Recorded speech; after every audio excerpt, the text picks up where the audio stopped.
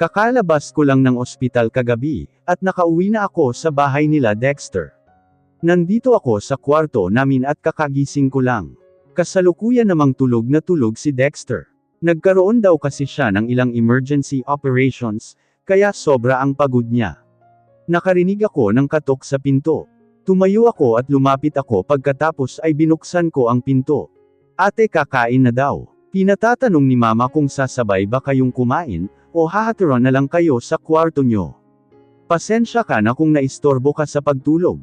Makulit kasi si Mama. Ayaw kanya malipasan ng gutom, sabi ni Seb. Nako, okay lang yun Seb. Sige, susunod na ako, sabi ko. Sige, sunod na lang kayo ni Kuya, sabi ni Seb saka umalis. Tinitigan ko si Dexter habang natutulog. Nag-iisip ako kung gigisingan ko ba ito o hindi. Nakakaawa naman kasing gisingin, dahil sa sobrang puyat nito. Napagdesisyonan ko na huwag na itong gisingin, at bumaba na lang. O ate, asan si Kuya Dex? Tanong ni Seb. Hindi ko naginising eh. Naaawa akong gisingin dahil sobrang puyat siya, sabi ko.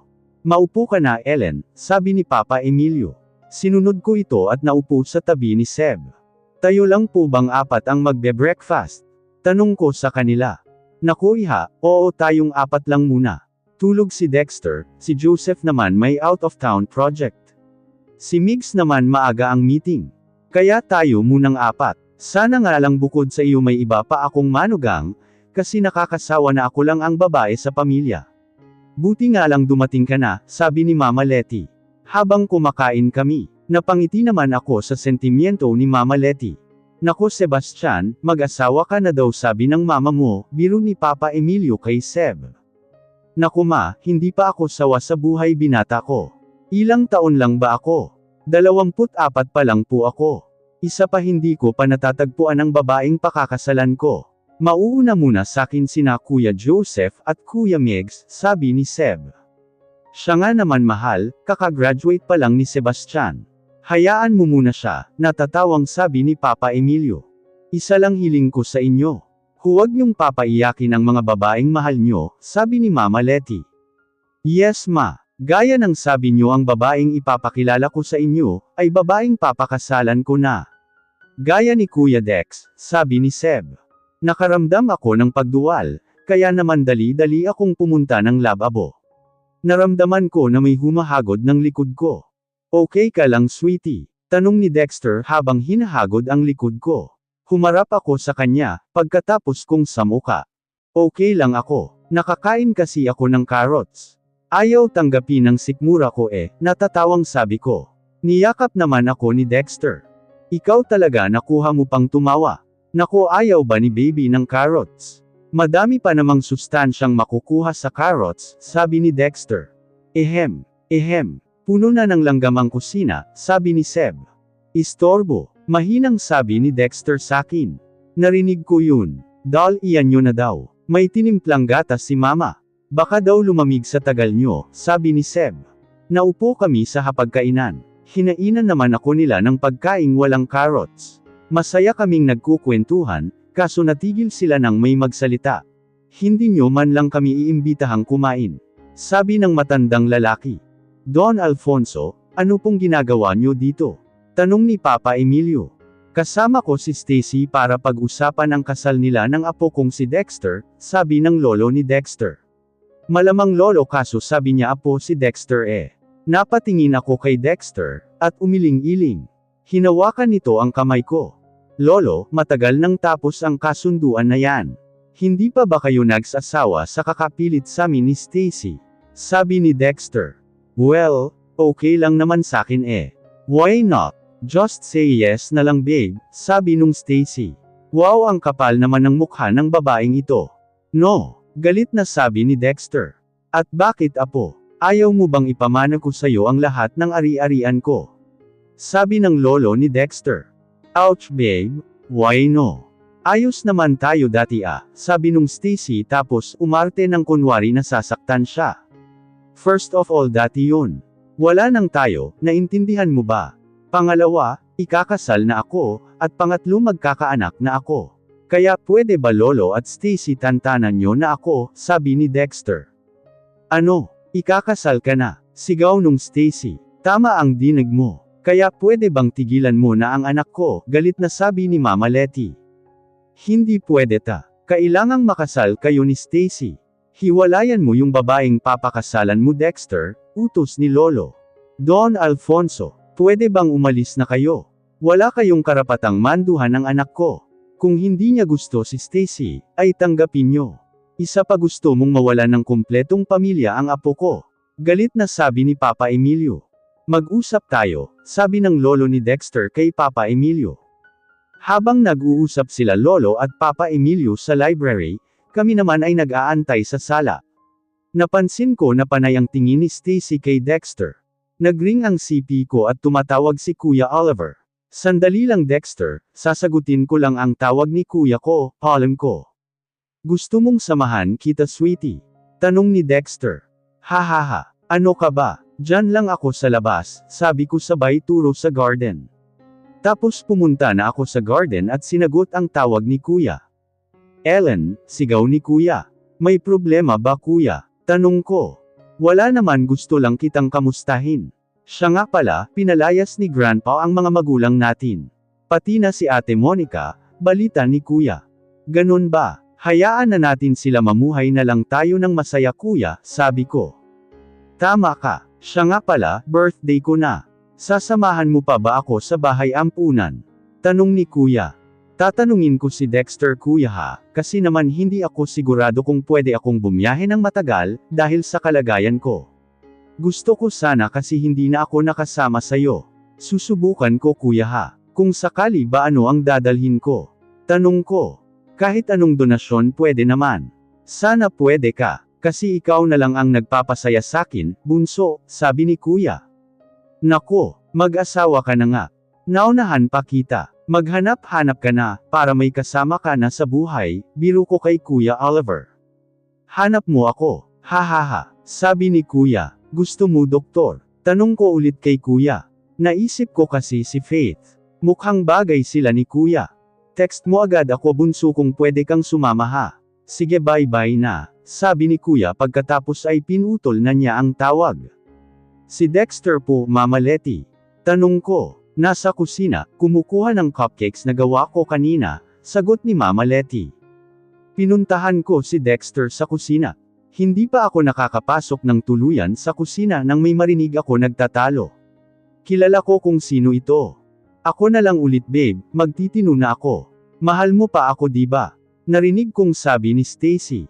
Pwede ba Stacy, matagal na tayong wala, at wala naman talaga akong naramdaman sayo.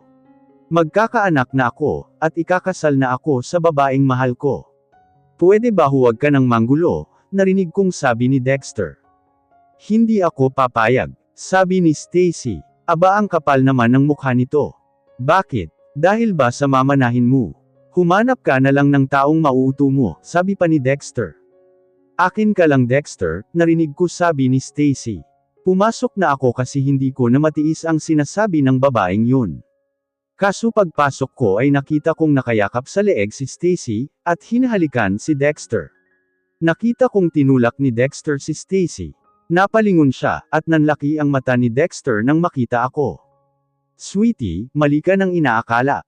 Magpapaliwanag ako, sabi ni Dexter. Hindi na kailangan, galit na sabi ko. Nakita kong ngumisi si Stacy. Lumapit ako sa kanila, at sa kanginitian si Stacy. Pagkatapos ay malakas ko itong sinampal. Napahawak ito sa pisngi niya dahil sa sobrang lakas ng pagkakasample ko. Nanggigigil ako sa pagmumukha niya. Gusto kong ingudngud ang mukha ng haliparot na ito sa simento. Sobra na ba siyang desperada para gawin niya iyon? Dahil lang ba talaga sa mana? O meron pang iba? Sweetie, malumanay na sabi ni Dexter. Dexter POV. Anak ng putakte naman hindi pa kami kinakasal mukhang hihiwalayan na ako ni Ellen, kainis na babae ta, hindi ba makaintindi ng ayoko sa kanya? Ilang beses niya na ako niloko, tapos ngayon parang wala lang. Kung sino-sino na din ang lalaking nakarelasyon niya, tapos ganun na lang. Nagulat ako nang sampalin ng malakas ni Ellen si Stacy. Akala ko ako ang sasampalin. Sweetie, malumanay kong sabi. Ganyan ka na baka desperada, para ipagsiksikan mo ang sarili mo sa lalaking ayaw naman sayo. Wala ka na bang respeto sa sarili mo? Galit na tanong ni Ellen. Halaga nito pala magalit ang sweetie ko. Wala kang pakialam, sabi pa ni Stacy. Wala, mapapangasawa ko yang nilalandi mo. Sigaw ni Ellen. Dumating naman sina Mama at Seb. Anong nangyayari dito? Tanong ni Mama. Kasi nakita ko tong si Stacy na hinahalikan si Dexter. Tapos sasabihin niya sakin wala akong pakialam. Tama ba yun? Sumbong ni Ellen. Napangiti naman ako. Palagay na ang loob ni Ellen kay Mama. Aba ganyan ka na ba talagang babae ka? Hindi rin ako makakapayag na ikaw ang makarelasyon ng anak ko. Galit na sabi ni Mama. As if I care. Kami lang naman ni Dexter ang magsasama, at wala kayong pakialam, nakangisipang sabi ni Stacy. At sa tingin mo babalikan kita? Lalo pa na ganyan ang pinapakita mo sa pamilya ko. Hindi ganyan ang ugali na magugustuhan ko, sabi ko. Mabuti na lang pala at hiniwalayan ko ang babae na ito. Ang sama ng ugali. Sa ayaw at sa gusto mo makakasal tayo. May kasunduan ang lolo mo at ang daddy ko. Sigaw ni Stacy. What? Sabay-sabay na sigaw namin. Yes, may kasunduan kami ng ama niya, na ipapakasal ko siya sa apo ko, sabi ni Lolo na kakalabas lang ng library. Wala akong pakialam kung may kasunduan kayo. Hindi ako magpapakasal sa babaeng yan. Mas gugustuhin ko pa na mamatay kaysa makasama ang babae na yan. Kaya pwede ba Lolo tigilan nyo na at magkakaanak na ako, sabi ko. Don Alfonso, hindi ako makakapayag na makasal ang anak ko sa taong hindi niya gusto. Kahit anong mangyari, pipigilan ko ang kasal na sinasabi nyo, sabi ni Mama. Alam nyo naman na simula nang mamatay si Dahlia, ay napabayan ko na ang lahat. Naisangla ko ang ari-arian ko sa ama niya. Ang masakit ay kasama ang pinakamamahal ni Dahlia na bahay, at ang kanyang hardin. Hindi ko ito kayang mawala, sabi ni Lolo. Alam ko naman na sobrang magdalamhati ito, nung mamatay ang Lola Dahlia namin. Magkano ba ang kailangan para matubos ito? Tanong ni Mama. Si Dexter, ang pagpapakasal ni Stacy kay Dexter. Yan ang kailangan, sabi ni Lolo. Sinabi ko na sa inyo Don Alfonso, hindi ko hahayaang masira ang buhay ng anak ko, pati na ang magiging apo ko. Wala na akong pakialam sa bahay niyo o sa hardin ni Mama. Ang importante sa akin ang anak ni Dexter, sabi ni Papa. Darating na ang ama ni Stacy mamaya. Pwede bang saka na natin pag-usapan ito? Kung otres sila o ipagbebenta na lang ang bahay, sabi ni Lolo. Nalalayan kong makaupo si Ellen sa couch, at tumabi ako sa kanya, at hinawakan ko ang kamay niya. Alam kong nag-aalala na siya. Gustuhin ko man na paakyatin na lang siya sa kwarto ay ayaw niya. Hinintay namin ang ama ni Stacy. Gusto ko din naman tulungan ang lolo ko na makuha ulit ang bahay na iyon, pero hindi sa paraan na pagpapakasal kay Stacy. Tumawag ang kaibigan ni Ellen na si Jordan. Tumayo ito at sinagot ang tawag. Umakyat ito sa kwarto namin, para gumamit ng laptop. Hindi naman nagtagal ay dumating ang ama ni Stacy.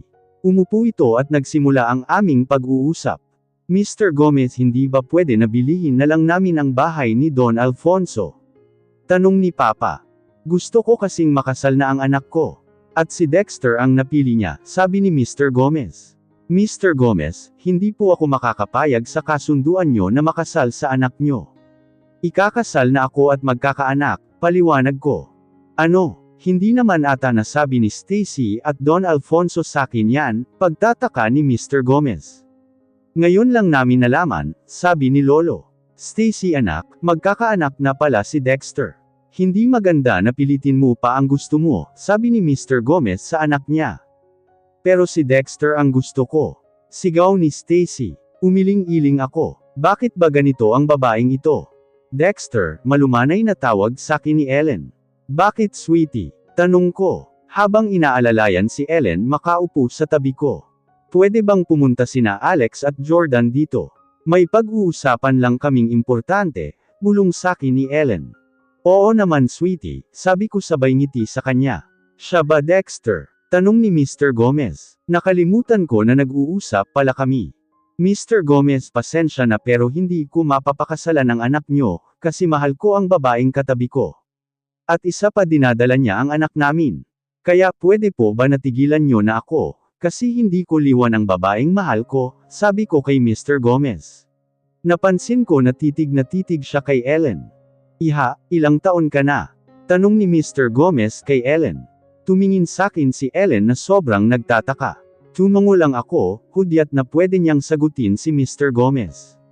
26 po. Bakit po? Sagot ni Ellen. 26 ka na. Anong buong pangalan mo iha? Tanong ulit ni Mr. Gomez. Elena Gibson po, sagot naman ni Sweetie.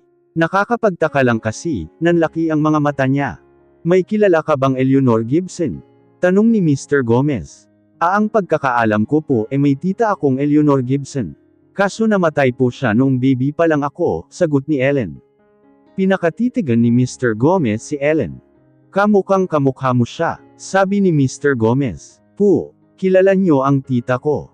Mabuti pa po kayo nakita niyo si tita. Itinago po kasi ng papa ang lahat ng litrato ni Tita Eleanor, sabi ni Ellen. Dad, makikipagkwentuhan ka na lang ba dyan? Ano na, gusto kong makasal kami ni Dexter, sigaw ni Stacy. Tumahimik ka, lahat sinunod at ibinigay ko sayo. Pero sa pagkakataong ito, hindi kita mapapayagan na may masirang buhay ng dahil sa kagustuhan mo. Magkakaanak na sila, kaya tumigil ka na.